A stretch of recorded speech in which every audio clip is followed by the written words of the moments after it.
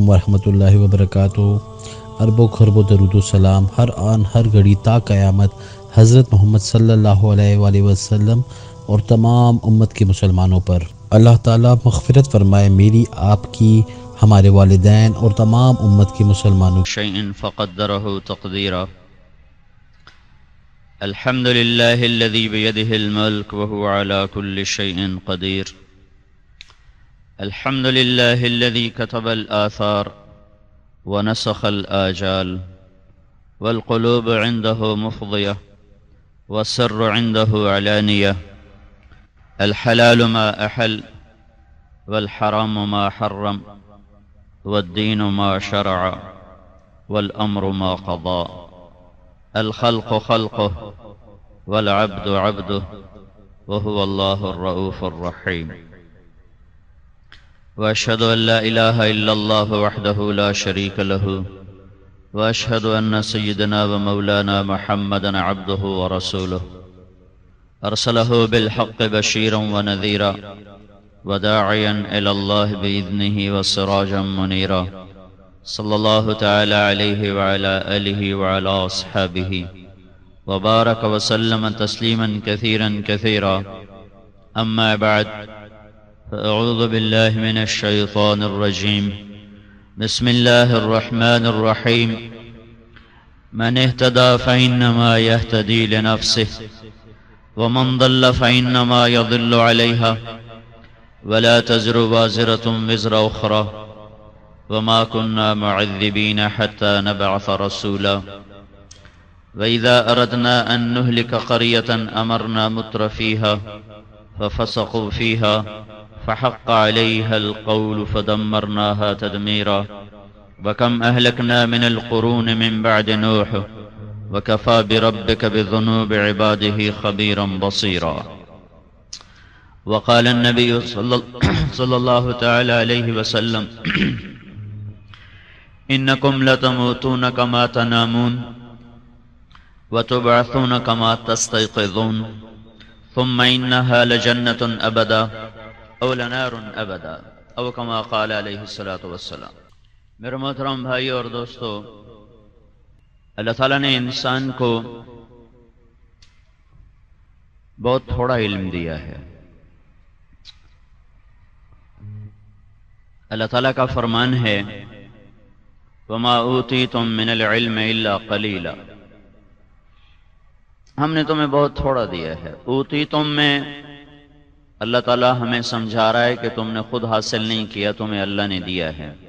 وَمَا أُوتِيتُم، جو تمہیں ملا ہے، إِلَّا قَلِيلًا، بہت تھوڑا ہے۔ بنیاد ہماری جہالت ہے۔ وَاللَّهُ أَخْرَجَكُم مِّن بُطُونِ أُمَّهَاتِكُمْ لَا تَعْلَمُونَ شَيْئًا، اللہ تعالیٰ جو میرا آپ کا خالق ہے وہ یہ ارشاد فرما رہا ہے کہ میں نے تو تمہیں جاہل پیدا کیا ہے، جب میں نے تمہیں ماں کے پیٹ سے باہر نکالا کچھ نہیں جانتے۔ جہالت ہماری زندگی کا لازمی وصف ہے۔ انہو کان ظلوما جہولا، ظلم اور جہالت یہ دو چیزیں انسانی زندگی کا لازمی حصہ ہیں۔ ہر ایک کو جاہل کیوں کہا گیا ہے؟ کہ جو وہ جانتا ہے وہ بہت تھوڑا ہے، جو نہیں جانتا وہ بہت زیادہ ہے۔ اس لحاظ سے میں اپنے فن میں پڑھوں، آپ اپنے فن میں پڑھیں، اور عمر نوح بیت جائے، 10-20 اور نوح علیہ السلام کی عمریں اکٹھی ہو جائیں، تو بھی جو کچھ ہم نہیں جانتے وہ لامحدود ہے، اور جو میں نے جانا وہ بڑا ہی محدود ہے۔ تو اس لامحدود اور محدود میں جب اللہ تعالیٰ تقابل کرتا ہے تو پھر یہ ماننا پڑتا ہے کہ واقعی ہماری جہالت کی کوئی حد نہیں ہے۔ میرا بھائی ڈاکٹر ہے، وہ بتا رہا تھا کہ ہمارے یہ جو جسم ہے اس کا بھی کوئی 10-12% ہی معلوم ہوا ہے، باقی اس کا بھی کوئی پتہ نہیں، جس پر ہر وقت ریسرچ ہو رہی ہے، ہر وقت جس پر کروڑوں اربوں ڈالر خرچ ہو رہے ہیں۔ تو ابھی اپنے بارے میں بھی کچھ پتہ نہیں ہے، تو باقی کائنات کو کوئی کیا جانے گا، کوئی کیا سمجھے گا۔ تو انسان کی اصل جو قرآن کہتا ہے جہالت اور ظلم۔ اس کے ساتھ اس میں ایک کمی اور بڑھ جاتی ہے، کان الانسان عجولا، جلد باز ہے۔ پھر ایک کمی اور قرآن بتاتا ہے، وکان الانسان کفورا، ناشکرا بھی ہے۔ پھر ایک کمی اور قرآن بتاتا ہے، وکان الانسان اکثر شیء جدلا، غصہ بھی جلدی آ جاتا ہے۔ عورت، مرد، پڑھا ہوا، ان پڑھ، سب کے اندر یہ مشترک چیزیں ہیں، اس سے کوئی نکلا ہوا نہیں۔ ہاں انبیاء معصوم ہیں، ان کا معاملہ اور ہے، عام انسانوں کی بات ہو رہی، میری آپ کی بات ہو رہی۔ اب وہ فرد چناب کلب کا ممبر ہو یا باہر گیٹ پر چنے بیچتا ہو، دونوں میں یہ چیزیں مشترک ہیں۔ اس کرسی پہ بیٹھ کے وہ دین کی دعوت دے رہا ہو، یہ اسٹیج پہ کھڑا ہو کر وہ ناچ رہا ہو، وہ گا رہا ہو، سب ان کمیوں میں مشترک ہیں کہ ہماری جہالت زیادہ ہے، ہم میں جلد بازی ہے، ہم میں غصہ بہت ہے، ہمارے اندر ظلم نے جڑیں پکڑی ہوئی ہیں۔ صرف گالی دینے والے کو ظالم نہیں کہتے، زمین دبانے والے کو ظالم نہیں کہتے۔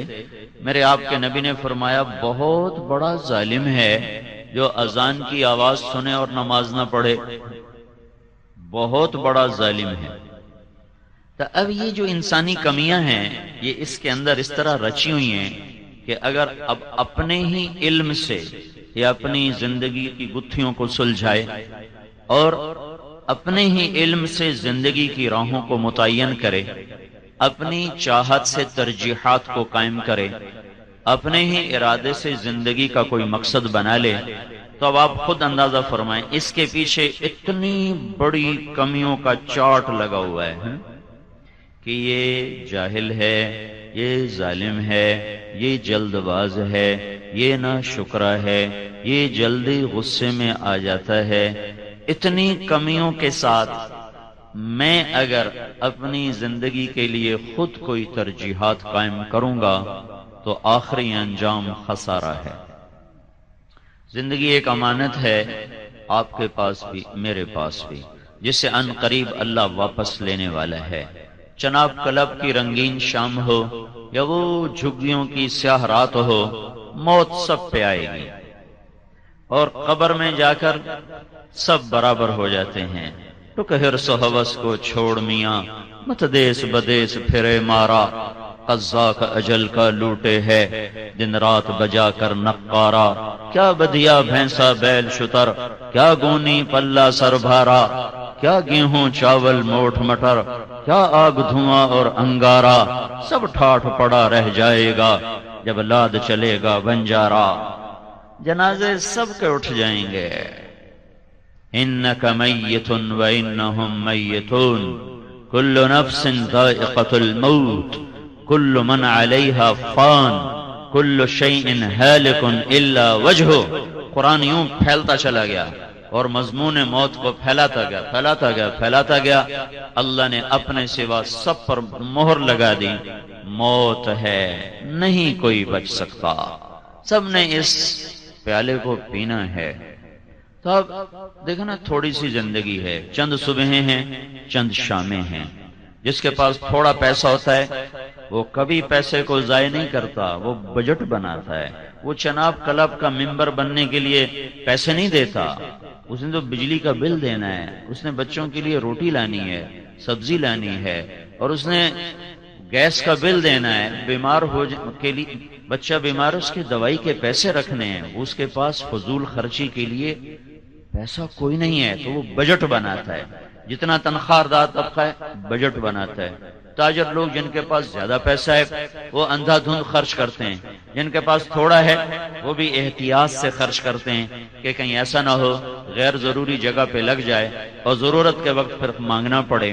تو میرے بھائیو، مال کے لحاظ سے تو کوئی فقیر ہے، کوئی درمیانے درجے کا ہے، کوئی مالدار ہے، کوئی سرمایہ دار ہے، کوئی بادشاہ ہے، لیکن ایک چیز میں ہم سب فقیر ہیں، اور اس فقر میں یہ ساری امت اور انسانیت مبتلا ہے۔ وہ فقر یہ ہے کہ میرے اور آپ کے پاس اس دنیا سے نفع اٹھانے کے لیے چند صبحیں، چند شامیں، اور پھر مٹی کی چادر ہے اور مٹی کا بستر ہے اور مٹی کی چھت ہے اور وحشت کا گھر ہے اور اندھیروں کا گھر ہے اور کیڑوں کا گھر ہے اور بھول جانے کی جگہ ہے اور مٹ جانے کی جگہ ہے، پھر ہواؤں کے بگولے ہیں اور زمین کی کپ کپاہٹ ہے، وہ تھر تھراتی ہے، وہ نیچے کا اوپر پھینکتی ہے، اوپر کا نیچے لے جاتی ہے، اندر کی مٹی میری ہڈیوں کا چورا چورا، لوگوں نے دیکھا بھی نہیں ہے، اب یہ کس کا چورا ہے کسی خبر، کتنے بڑے بادشاہ تہ خاک ہیں، مٹ گئے نام ہی مٹ گئے۔